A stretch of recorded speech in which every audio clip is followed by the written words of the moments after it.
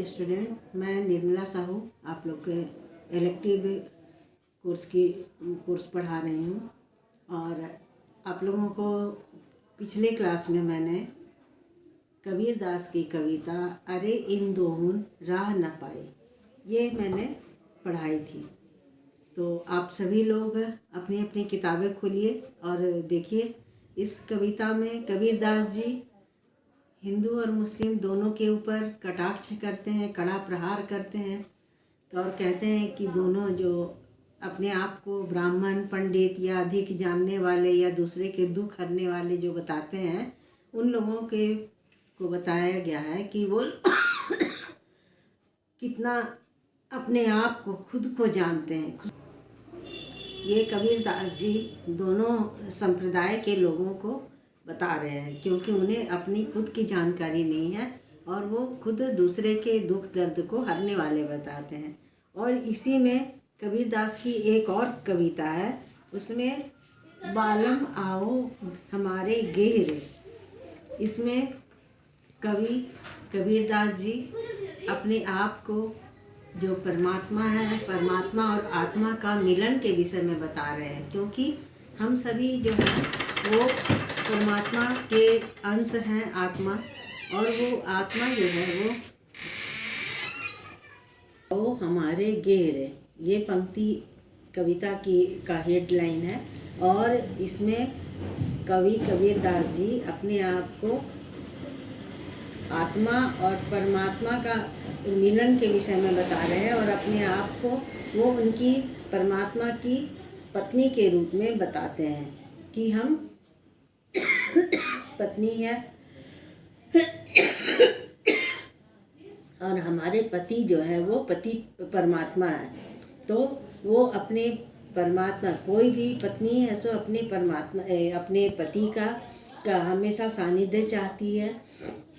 इसी तरह से कबीर दास जी भी अपने पति को, परमात्मा रूपी पति को वो कहते हैं कि तुम हमारे घर आओ, क्योंकि तुम्हारे बिना यह जो हमारा जो घर है वो सूना लगता है। देखो आगे पंक्ति में कबीर दास जी क्या कहते हैं, तुम बिन दुखिया देह रे। कहते हैं कि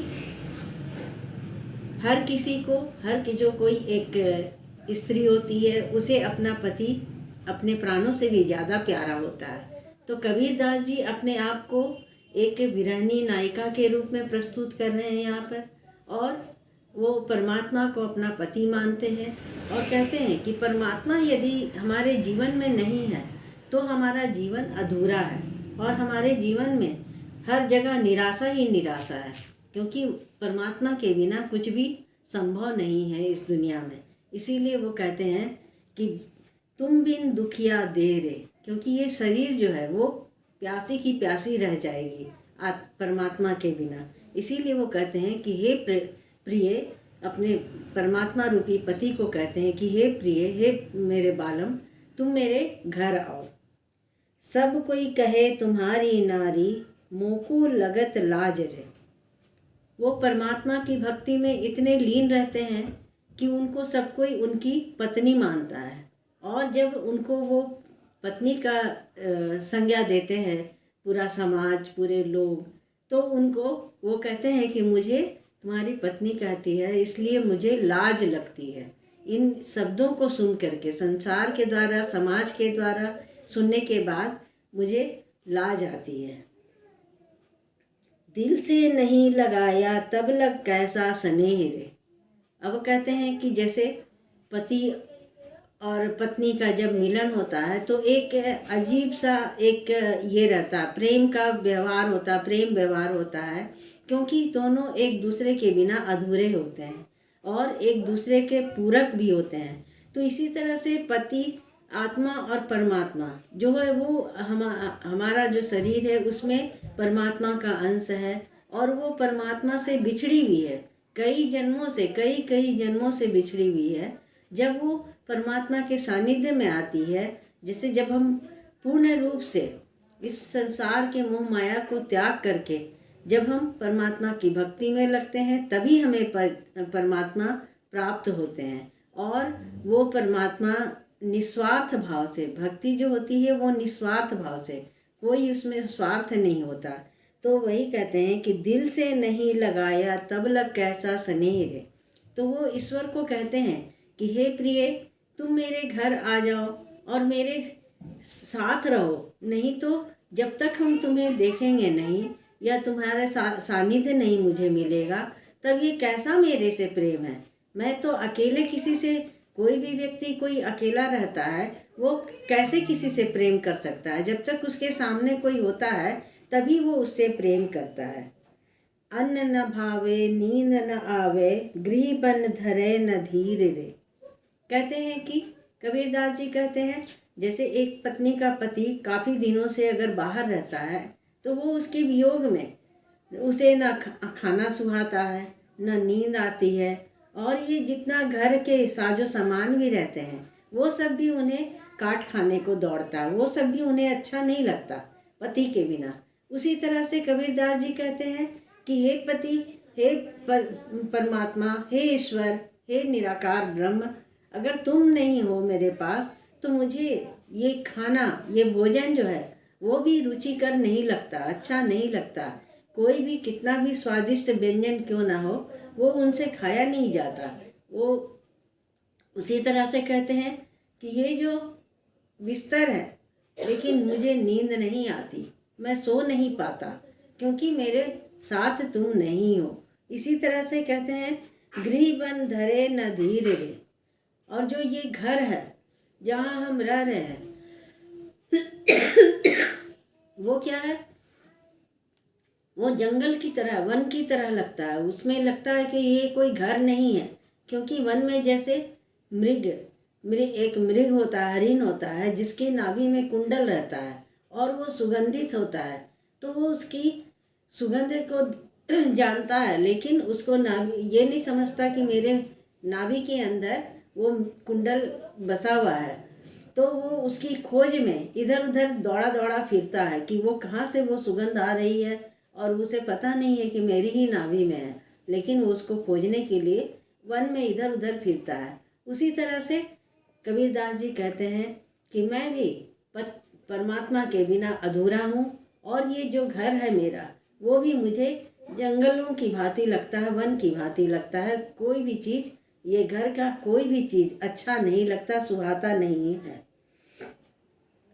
कामिन को है बालम प्यारा, जो प्यासे को नीर रे। कहते हैं कि जिस प्रकार से एक स्त्री जो होती है वो अपने पति को सबसे अधिक प्यार करती है, जितने भी संसार में रिश्ते नाते होते हैं, लेकिन पति ही उसका सबसे प्रिय होता है। ज्यों प्यासे को नीर रे।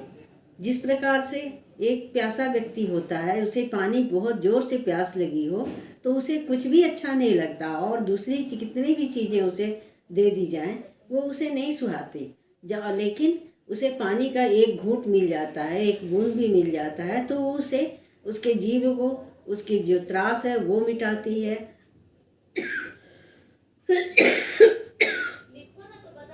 उसकी जो प्यास है वो बुझती है और उसे आत्म संतुष्टि मिलती है।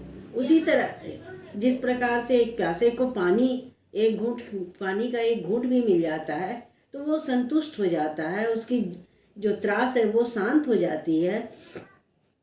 उसी प्रकार से जब ये आत्मा को परमात्मा का से मिलन हो जाता है वो, तब वो उसकी प्यास बुझ जाती है और वो शांत हो जाती है कोई ऐसा पर उपकारी, पीयूषो कहे सुनाए।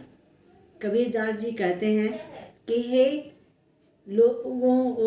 लोगों के साथ वो कहते हैं कि हे कोई ऐसा इस संसार में है, कोई इस समाज में है जो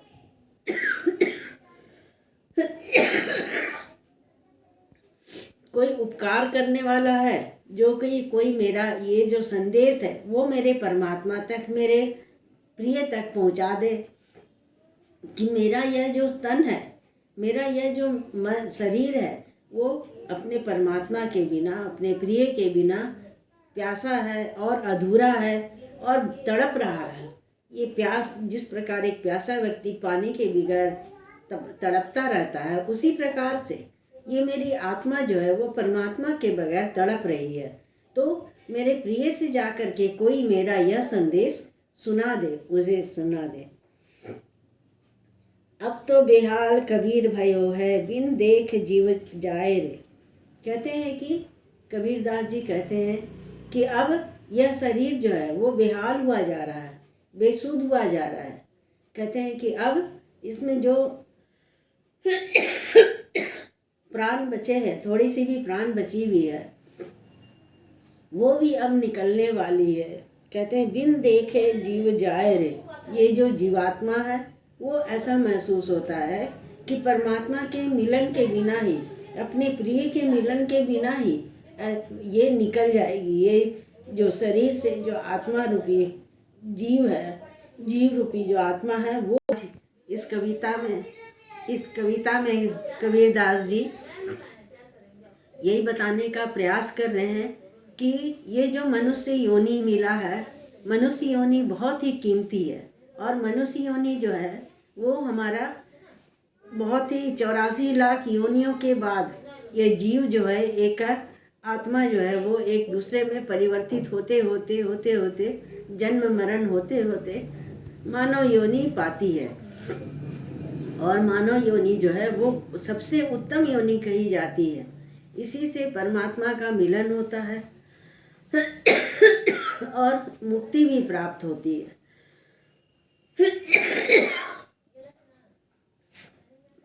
तो आज ये कविता यहीं समाप्त हो जाती है। अब हम लोग नेक्स्ट डे दूसरी कविता को पढ़ेंगे। ठीक है।